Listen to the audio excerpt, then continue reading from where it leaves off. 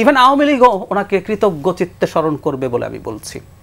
5 আগস্টের পরবর্তী সময় তার যে স্ট্যান্স, তার দলকে তিনি যেভাবে গাইড করেছেন যে আওয়ামী লীগের কারো উপরে কোনো হামলা অন্যায় কিছু দূরেই থাকে, না করা শুধু না, তাদেরকে প্রটেক্ট করা, সেটা যাতে হতে না পারে সেটা নিশ্চিত করা। মানে আমার কাছে একটা জিনিস মনে হয় যে বেগম খালেদা জিয়া যদি ঠিক এখনও চলে যান বা এখন থেকে আরও বেশ কিছুদিন বেঁচেও থাকেন, ওনার জীবনের যে অর্জন, নতুন কোনো অর্জন হবে না, উনি আসলে অর্জন করে ফেলেছেন। মানে অর্জনটা কীরকম আমি বলতে চাই, মানে বাংলাদেশ একটা অবিশ্বাস্য ঘটনার সাক্ষী হলো যে একটা দলের প্রধান দল মত নির্বিশেষে সবার অভিভাবকের মতো জায়গায় পৌঁছে গেছেন। এই কারণেই আমি বলছি যে এটা ওনার জন্য আর প্রয়োজন নাই, ওনার চলে যাওয়াটার মতো সম্মানজনক চলে যাওয়া আসলে আর হয় না, কিন্তু আমাদের জন্য ওনাকে খুব দরকার। আমি সিরিয়াসলি মনে করি আমাদের নির্বাচন আছে, নির্বাচন নিয়ে টার্ময়েলের পরিস্থিতি তৈরি হতে পারে, এমনকি নির্বাচনের পরও খুব স্মুথ যাবে সব কিছু, নট নেসেসারিলি। আমরা যদি আমাদের প্রিভিয়াস এক্সপিরিয়েন্সগুলো দেখি, আমাদের গণঅভ্যুত্থান মধ্যপ্রাচ্যে যেগুলো হয়েছে, ধরুন আমাদের সাথে বেশ মেলবে সম্ভবত তিউনিসিয়ার, তো ওখানে তো নির্বাচন হয়েছে, নির্বাচন হওয়ার পর আনস্টেবল সরকার হতে হতে হতে হতে নিজেদের মধ্যে কলহ চলতে চলতে শেষ পর্যন্ত এসে কিন্তু এখন এক ধরনের আধা অথরিটারিয়ান সরকার ক্ষমতায় চলে এসছে, তাই না? আর মিশরে তো সামরিক শাসনই চলে এসছে নির্বাচন হওয়ার পরও। সেই জন্য আমরা ওই অভিজ্ঞতাগুলোকে যদি মাথায় রাখি, আমাদের সামনের জার্নিটা খুব স্মুথ না। এই সময় বেগম খালেদা জিয়ার রোলই আছে আমি মনে করি।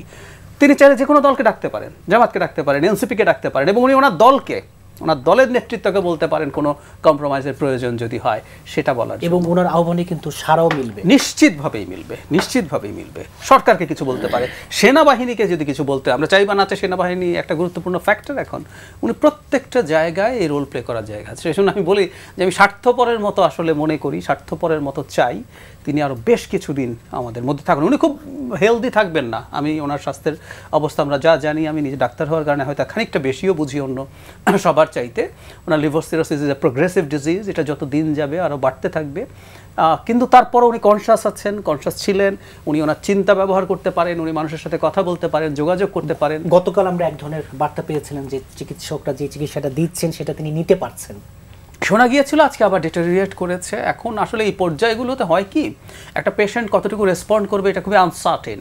আর একটা কথা মনে রাখতে হবে, ওনার সব ডিজিজের সাথে বয়স, বয়স ইটসেলফ ইজ এ ডিজিজ, এভাবে বলা যায়। দেখবেন মেডিকেলে জেরিয়াট্রিক্স বলে একটা আলাদা শাখা থাকে, মানে বার্ধক্যজনিত বয়সজনিত সমস্যা। মানে তাতে যেটা হয়, ওনার মানে কতগুলো ফেটাল ডিজিজ আছে, অন্তত একটা তো আছেই, ওনার হার্টের সমস্যা আছে, ওনার ইনফেকশনস হয়েছে, আমরা একটা অ্যান্টিবায়োটিক রেজিস্ট্যান্ট দেশে বসবাস করি, তার সাথে বয়সও ওনার যথেষ্ট হয়েছে। সব কিছু মিলে আসলে কখনো নিতে পারবে, কখনো নিতে পারবে না।